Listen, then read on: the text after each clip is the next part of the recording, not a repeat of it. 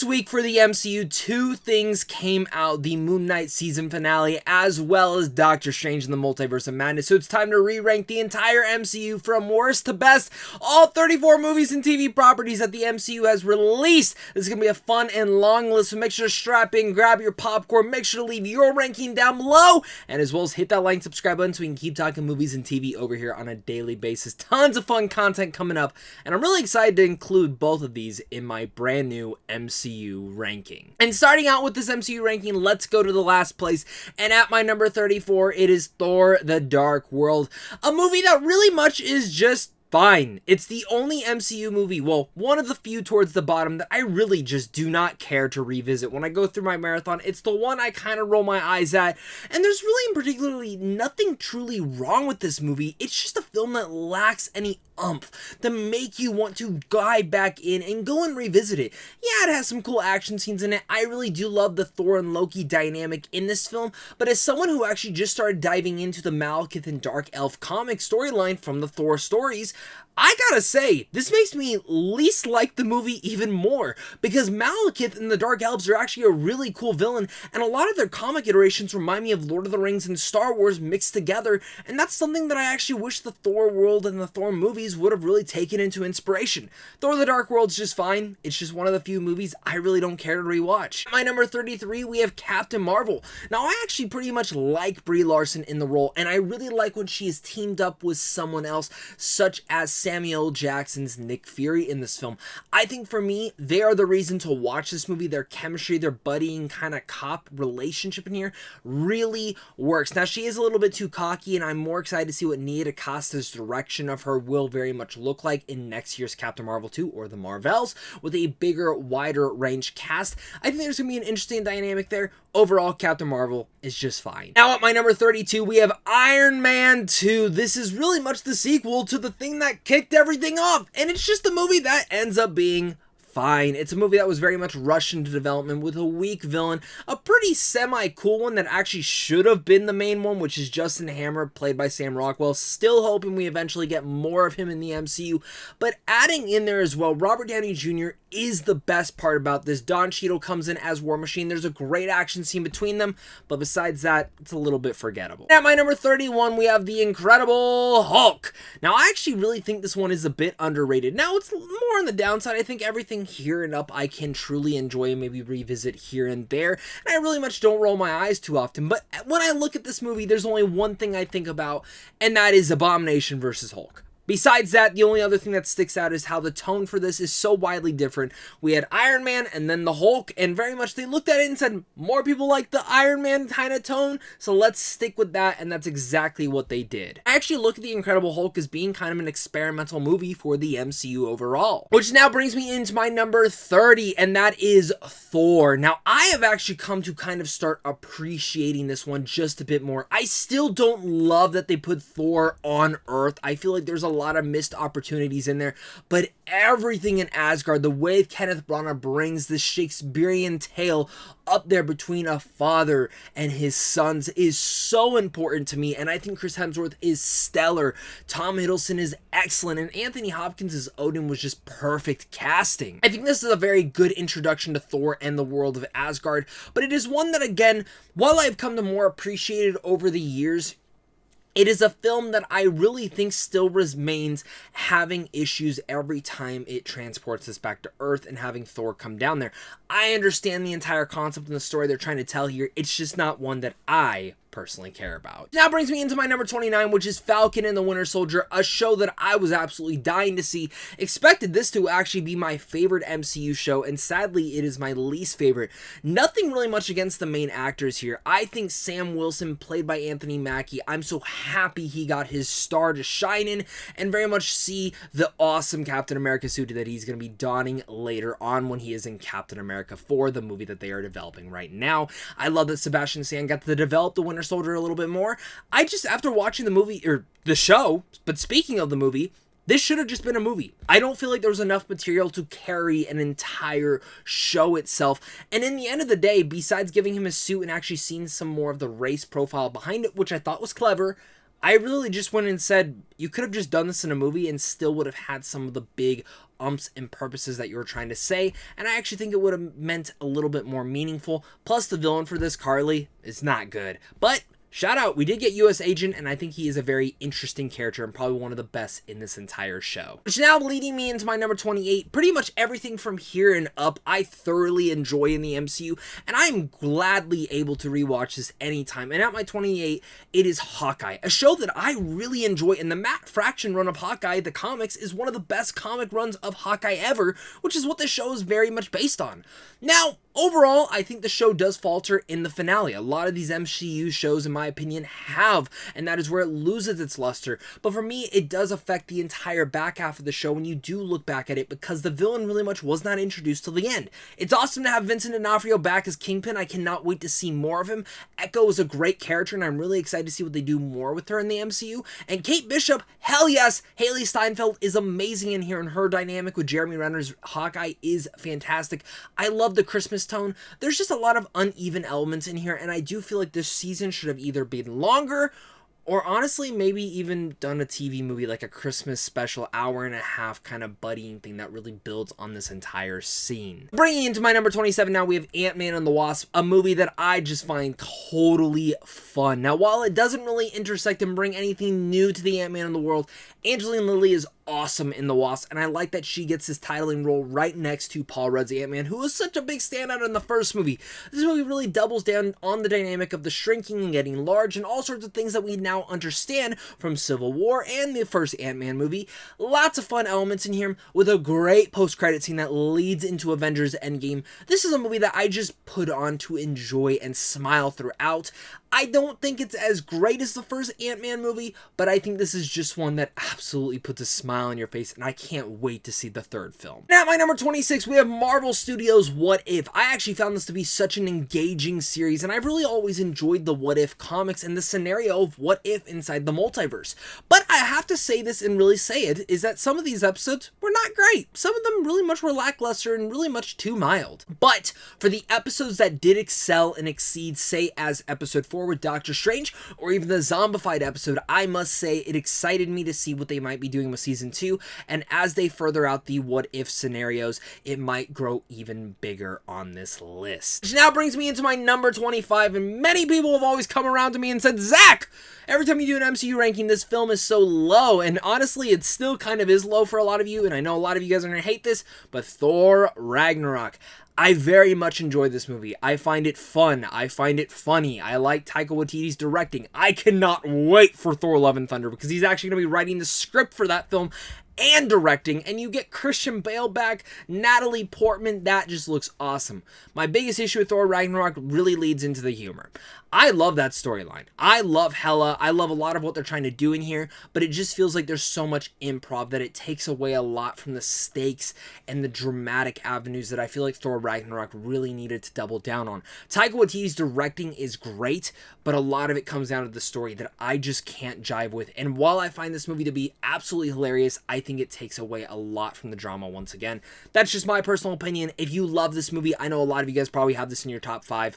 I get it. It's just one of the movies that it never really jived with me even when I first saw it, but I am very, very excited for Thor Love and Thunder, and I'm hoping this is going to be the Taika Waititi movie that wins me over. Well, at least in the Thor world. I think Taika Waititi is an amazing director and writer. What We Do in the Shadows and freaking Jojo Rabbit are masterpieces. Now at my number 24, we have Captain America the First Avenger. What else is there more to say about this one? Chris Evans comes in to star in this role. I love the World War II tone. Really much my biggest issue with this movie, and I've said it so many times, is the montaging elements. I wish they would have never done that. I wish they would have focused in on this and Peggy Carter and given that relationship even more love to it all. This is an awesome movie that is a lot of fun, and I love that they got the right director to come back into this board. But for me, again, that montage segment really holds the movie back and just feels like we're missing a lot of segments that we really should have been exploring a little bit deeper. At my number 23, another movie that is going to be controversial for a lot of you guys, the first Avengers. Yes, the Avengers. I love this movie. I saw this movie like 10 times the year it came out in the summer, and I enjoy this movie so much, but the reason it's faltered down a little bit more is because of all the other big adventures that we have now.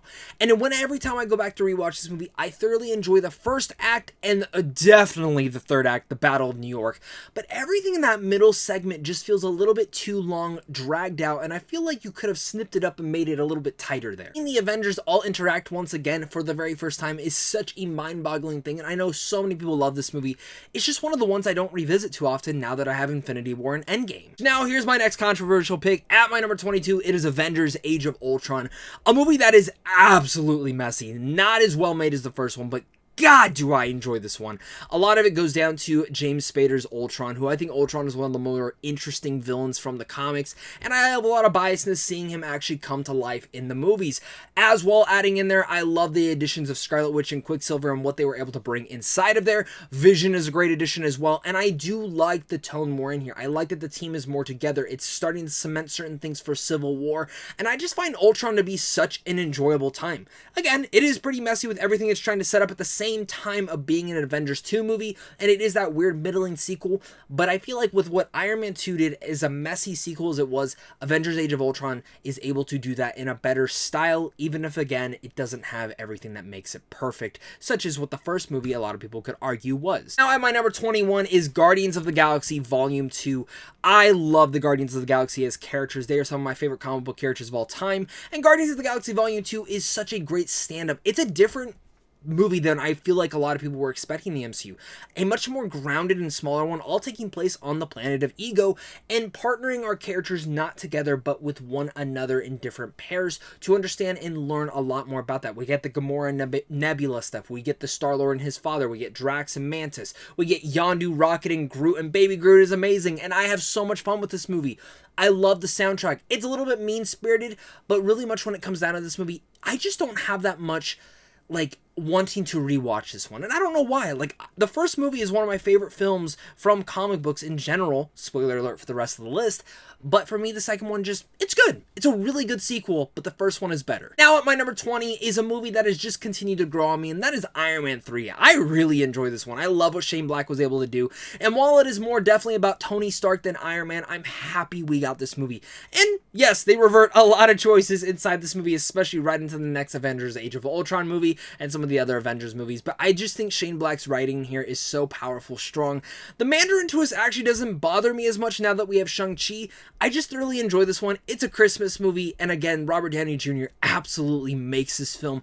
And again, Gwyneth Paltrow as Pepper Potts in here, this is probably one of my favorite interpretations and one of her favorite performances inside the MCU. Now, we're about to head into my number 19, but before we get there, guys, I do want to remind you guys to make sure to hit that like and subscribe button, because I do have tons of Marvel content coming up this week. A lot of stuff all relating to Doctor Strange in the Multiverse of Madness, cameos, ranking, a live spoiler discussion. So if you are enjoying side-order content like that, make sure to hit that like and subscribe button, because I just love talking movies. Comment down below your guys' ranking, and of course, make sure to head on over to Sandwich on Films on how to see films early. You can find that link down below. Now at my number 19, we have the original Ant-Man with Paul Rudd. Now for me, going back and rewatching this one, I only had one glaring thing that kind of made this one falter a little bit low, and that is actually the Falcon segment. I just don't think it was needed in here, and kind of hurts the pacing just a bit. I get why it's there, but in the end of the day, I just kind of look at it and I'm like, do we really need that? I don't think so. But for me, Paul Rudd was such a big surprise as Ant-Man. There's so much vibrance and fun to this, and it's just probably one of the more hilarious things inside the MCU. Luis, he better be in Ant-Man 3. I know there's rumors that he might not be in here, but we need some Michael Pena. He's like his duo. He's right then and there with him. I enjoy Ant-Man so much. It's a heist movie. I love heist films, and it's just so enjoyable. And at my number 18, this movie has actually dropped quite a bit considerably, but we have gotten a lot of movies in the MCU lately, and I just, honestly, going back through this ranking, it kind of landed here. And at my number 18 is Spider-Man Homecoming. Now, I love this movie. I love everything up in here, like, to the most part, even if I do have issues with certain films above this one. But for me, Spider-Man Homecoming has one of the best MCU villains within Michael Keaton's The Vulture, even though Morbius is absolutely ruining that, and I'm not going to get into spoilers if you have seen Morbius yet or if you haven't, but dear God, I don't know what they're doing. Spider-Man Homecoming, this was Tom Holland's first adventure by himself, and it was just so enjoyable. I know not everyone loves the Robert Downey Jr. stuff in here, but I think it works for his mentor and what they were trying to do and build inside of this, especially seeing where Spider-Man No Way Home took this character. I love his homemade suit. I just enjoy this film. It's totally a John Hughes film, and I could deliciously watch this film any sort of time. It's irresistible, and it's so much fun, and it's really hilarious. At my number 17 is Black Widow. This is a movie that I actually really love, and I say this because I've wanted a Black Widow movie ever since Scarlett Johansson had come onto the scene, and honestly, it's too late. Like, it was too late when this movie came out. It should have came out right after Civil War. But even then, when you go back to watch its placements, besides the end credit scene, this movie fits perfectly there. I love the heart and soul of this film and what it has to do with showing Black Widow's family, and really much Natasha's family itself, the Red Guardian, Melinda, and of course, Yelena, who is such a big standout, and I can't wait to see more of Florence Pugh in the MCU. The action is pretty stunning, and it does bring back that Winter Soldier vibe.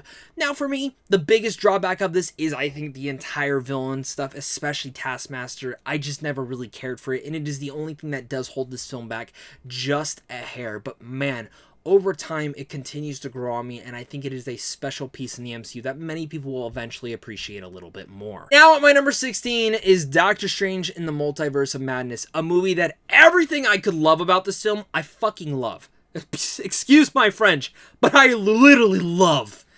And everything I don't like about this movie, it bothers me just a bit. Now, some of those things are spoilers, so I will not be diving into those just in case you have not seen the film yet. I'll be doing a spoiler discussion later this week and discussing those issues, but really much just discussing the vaguest possibilities of my issues with the film is very much the emotional points and how it feels very much rushed over, especially within the third act itself. Certain conversations with Wanda, Strange, and even Strange and Christine Palmer that I feel like are really important for the story, but we don't get enough development in there, as well as America Chavez and Doctor Strange. We get nice development bits throughout the movie, but they never take that time to settle in on it, and it always feels like we are rushing to the finish line, even up until the very ending, which has a big jaw-dropping revelation, and it just ends. And then the end credit scene comes in, and while I've seen some people kind of argue against me on this, it feels rushed in what they were trying to set up, and I would have liked maybe a 3-minute scene that kind of just settles in and says, this is what it is, this is what's going on, we're going into it. It just feels very rushed in the sense of how Morbius's last end credit scenes were also rushed to the gate. I just needed this film to develop a little bit more time with our characters and take its time. But dear God, everything I did love. I love the cameos in here. I think they fit so well. I love the action in here. There's one scene with musical notes between Doctor Strange and another character that is just stellar, and Danny Elfman's scoring there is perfection. I love Sam Raimi. This is easily the best directed MCU film in years. I would even argue maybe of all time. I think Sam Raimi absolutely killed it in here, from the way that his footprint is all over this film, from the camera angles to the darkness to the gruesomeness to the brutality to some of the horror elements in here. I love that all. And that is the reason that it's in my middle place. I'm hoping as I see this movie more, my issues start to go aside. At this point, I've seen the film twice. It didn't bother me as much my second time viewing it, but still some of my issues still reside. But God, I love some of this movie so much, and I just want to continue to love this movie, but, you know, I know many of you guys will probably enjoy it more than I did. I don't think it's a great movie. I think it's overall a satisfying mess that has some great elements to it. At my number 15 is the original Doctor Strange. Head in hand, I think this film, really much the weakness to it all is the villain, Caecilius, played by Mads Mikkelsen, who is great in it, but just not enough development. Dormammu also has a great sequence, and I love how different the final end boss battle is in this. But for me, I didn't like the design of Dormammu, as well as certain things in here within the humor do get in the way of the film. So I think head in head, this is just as good as the second Doctor Strange movie, with just certain pros mixed around here and there. Like, Elizabeth Olsen is amazing as Wanda, and, you know, she's absolutely incredible, the villain, all sorts of things like that in Doctor Strange Multiverse of Madness. But in the first Doctor Strange movie, we had a weaker villain, and also some of the setup was a little bit too slow, but Scott Derrickson's direction, the theme, the score, certain things like that were brilliant, and some of the visual effects in here are just stunning. It was a great introduction, and I love the original Doctor Strange. Now at my number 14, we have Robert Downey Jr.'s original Iron Man kicking off the MCU, and I love this movie. It's so much fun. I don't really have too many issues to this. It's just one that I consistently love to go back to, and it is crazy going back and watching this and then thinking, oh yeah, like later down the road, we're gonna get a talking raccoon, magic, and all sorts of things like this. And I think that is where we started, which is a man building a suit of armor in a cave, and I love that. I love how much development we get in here, and I just have so much fun revisiting this film because of Robert Downey Jr.'s Iron Man, and just seeing where this world had started at. It's kick-ass, it's badass, and you definitely know how much you enjoy this this film as well. Now at my number 13, we have Captain America Civil War, a movie that I go back and forth with some of my issues. Some of the humor does get in the way of this film, and especially the dynamic, the direction that they're trying to do, especially at that airport fight scene. But God, the emotion is swelling and builds up to something that really much affects Infinity War and the Avengers itself when Captain America and Iron Man have their final battle in the snow. I love that sequence, and I really love the splitting of it. This was splitting the fans. We had different fans on each side arguing who it was, and some of the action in this film, even in the airport scene with some of the dramatic avenues being away, are great. I love the discussion of what it has and how we really much could see from both sides what they were fighting for. This is an important film in the MCU that does develop Chris Evans' Captain America as well as Sebastian Stan's Winter Soldier a lot more, but it really much is the key piece to Iron Man himself and one of the most important roles that he's placed inside the MCU yet. My number 12 is WandaVision. Now WandaVision, honestly, full discretion, this would be in my top 5 if it wasn't for the finale. I find a lot of this WandaVision to be super unique and one of the coolest things that they've done in the MCU yet, but my biggest issue resides in the finale, which has a lot of inconsistencies, especially with the Ralph Boner joke, which just absolutely pissed me off. But adding in there as well, one of the things that does hold back the finale is just how it just goes back to being a generic MCU kind of flick, and it's not bad, it's just not great, and I still love this series. I think Elizabeth Olsen probably gives the second best performance in the MCU, right next to her performance in Doctor Strange, because that performance is even better than WandaVision, and it's different, it's more confident. But in WandaVision itself, I love this kind of farewell to her and Vision, and how important that was to it all. There's so many fun avenues in there, especially within the sitcom play, and I thoroughly enjoyed watching WandaVision week to week. Binging it, it's still fun, but definitely that week to week and discussing it with friends was so much fun. At my number 11, controversial pick. Many of you guys probably hate this movie. I don't care. The Eternals. Eternals was everything that I wanted it to be, diving into these comics for the first time right before the movie, and I fell in love with these characters. And then watching the movie and seeing how much Chloe Zhao understood the humanity in the sense of gods. This was an interesting dynamic, and very much some people will recognize, be like, oh, Chloe Zhao was heavily inspired by many DC flicks, and you can very much see that. This is probably the most unique looking and absolutely most unique feeling MCU film, but it's a movie that I just absolutely love. With a shitty villain though within the deviants that I really don't care about, but the twist villain in here being Icarus and what he is standing for, every single character has a purpose, and there's a heart and soul to this film that I feel like many people kind of just goes right over their head. It's not going to be for everyone, but it's a film that I've revisited countless times since its release, and it's one that I just fall more in love with. I love all the characters in here. There's not a single weak one to me, and I hope we get more Eternals, whether in their own sequel series, sequel movie, or whatever they happen to do. I need more of their adventures. Now at my number 10, guys, we're rounding out to my number 10, and at that one, it is Shang-Chi and the Legend of the Ten Rings, a movie that just continues to skyrocket on my list the more and more I watch it. The father, son, and the daughter relationship all in here, and that family element is so important to the heart of this film, and especially what they are trying to establish inside the MCU. But adding in there as well, this has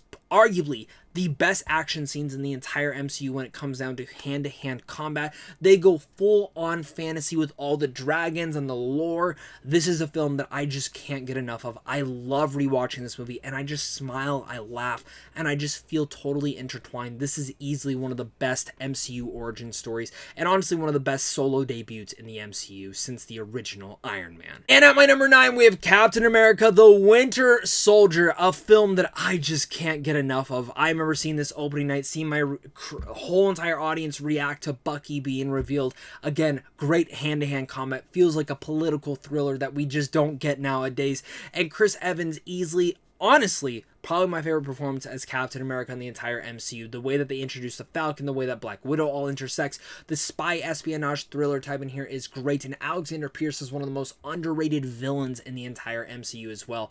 I just damn right enjoy this movie.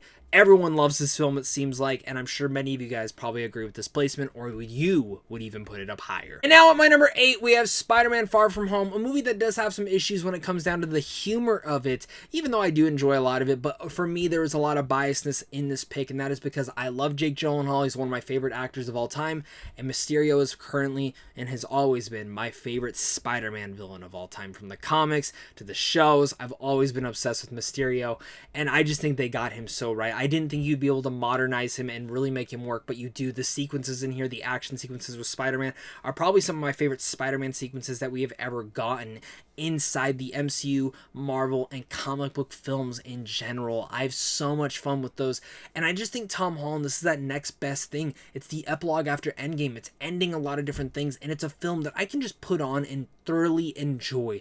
I wish John Watts as the director itself would maybe put a little bit more flair into some of the spider action swingings, but the way that this film ends goes right into Spider-Man No Way Home in such a perfect way, and I just love this film. At my number 7 now, we have Avengers Infinity War, an action-packed war movie that splits all of our main characters across the MCU into different teams and in such a grandiose way.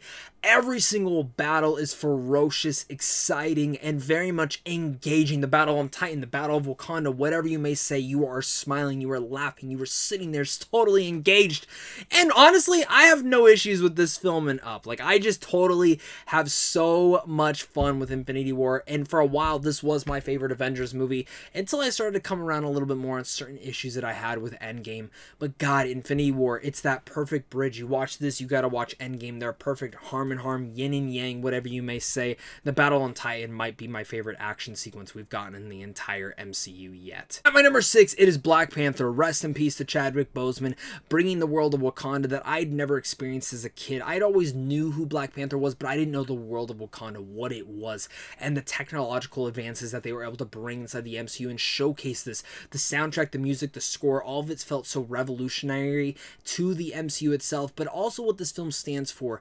But not even just looking at that, this is a film that just has wonderful mythology, and I'm a huge mythology guy, and the way that they were able to build up Wakanda just was so damn magical. The characters, the nuance, all that sorts of things was great, and Killmonger, God, Michael B. Jordan kills it. It's probably maybe arguably one of his best performances in his entire career. I'm very interested to see what they do with Black Panther 2, but I don't know how you top this one. And at my number 5, we have Loki. Now, God, I love this show, and I think it's a near perfect show, besides episode 3 being a little bit of a filler episode. There's so much to dive in here in the way that it explores the multiverse, the possibilities, and making you even care more about Loki than you ever did. I was totally wrong. This was my least anticipated MCU show at the time, and God, I cannot wait for season 2. I only think it'll elevate the show even more if written correctly and developed correctly. But very much I feel like Loki is not for everyone, but for me, it was the show that I absolutely needed, and the last finale episode, while a giant exposition-heavy episode, it was one that I was just hinged on every single word of Jonathan Majors, the All Who Knows, who ends up being a variant of Kang, so uniquely smart. Can't wait to see more of him. At my number 4, we have Moon Knight. I just can't get enough of this show. I found every episode to get better and better and better than the last, and while I found the finale to be pretty damn good still, I can't wait to see what we get next of Oscar Isaac in this role. There's so much potential, and I feel like a lot of us are just chomping at the bits for that next thing. The way that they handle his psychological disorder and everything that's kind of going on with the multiple personalities was fascinating. The way that Moon Knight looked was awesome. The action sequences, besides some of the iffy CGI here and there, this was just a show that built on everything. And that one episode, you know which one I'm talking about, the episode, I think episode 5, it was hands down the performance that absolutely should nail Oscar Isaac an Emmy nomination and an Emmy win. I said I think Elizabeth Olsen gives the best actress performance in the entire MCU.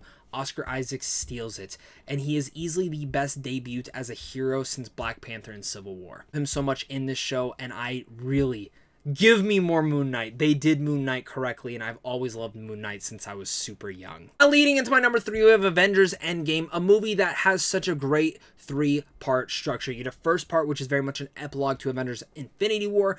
The second part, very much diving into how are we going to fix this? Let's do it all. And the third act, which is just a giant war. It is that end game. It is everyone going out. This is what it is built up to and becoming one of the most satisfying things that you would ever see in a comic book film. I still just randomly will pop that scene on and just enjoy the ever-living shit out of it.